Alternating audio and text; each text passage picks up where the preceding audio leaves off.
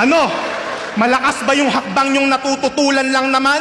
Alam nyo, makakamit lang yung pagbabago sa madugo na paraan. Kaya kung gusto nyo ng ganyan, humanda ang hukbong sandatahan, aktivista at buong mamamayan, tara sabay-sabay natin na sunugin yung loob ng Malacanang. EJ Power, viral sa kanyang mga binitawang linya sa isang rap battle. So hey guys, what's up? So another day for your pambansang Batang Kalye ng Pilipinas.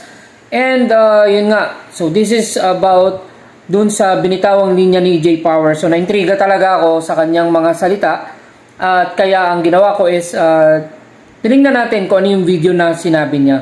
So sabi niya ito, malakas ba yung hakbang nyong natututulan lang naman? Alam nyong makakamit lang yung pagbabago sa madugo na paraan. Kaya kung gusto nyo ng mga ganyan, humanda ang hukbong sandatahan, aktivista, at buong mamamayan, tara sabay-sabay nating sunugin yung loob ng Malacanang.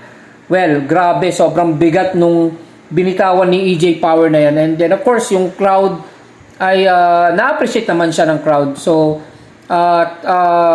yun po ay sinasabi na inciting to sedition ng mga magagaling na abogado.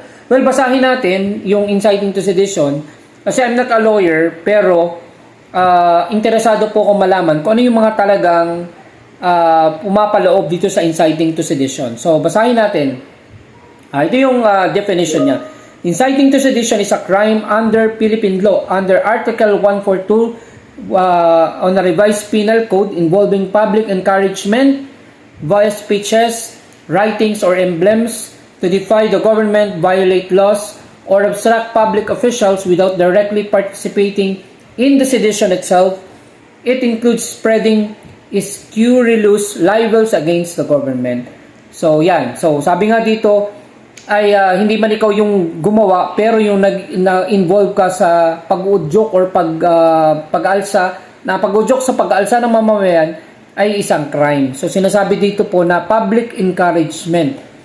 Kumbaga, sinasabi po na even a rap battle, sabi nga po ng magagaling na abogado, even a rap battle ay pwedeng pumaloob sa inciting to sedition. Bakit? Kasi maraming tao nanonood, di ba?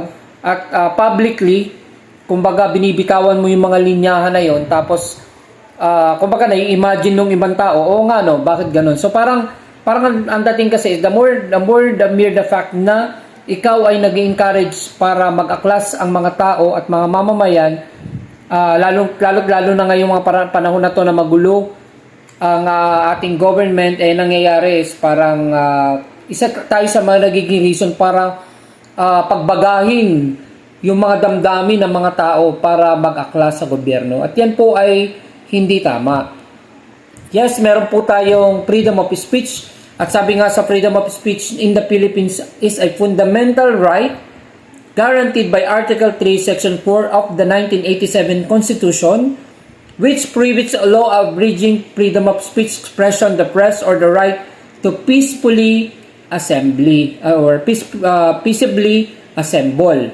So, hindi naman nawawala yung rights natin na magsalita at mag-criticize. Yes, it's totally fine. Lalo't hindi natin gusto yung mga ginagawa sa government, it's totally fine.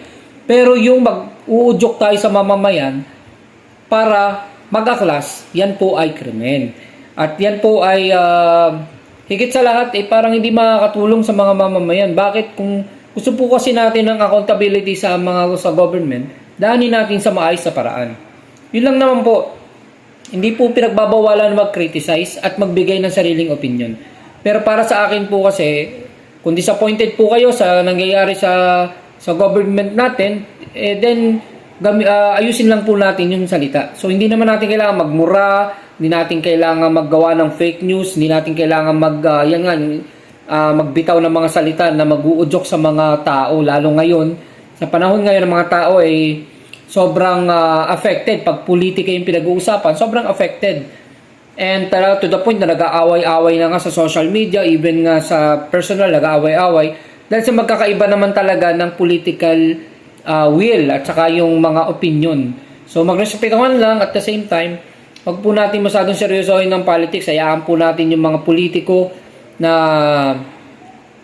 kumbaga bahala sila Ang importante sa atin ay magbigay lang tayo ng ating mga opinion, pero not to the point na masasangkot tayo sa inciting to sedition.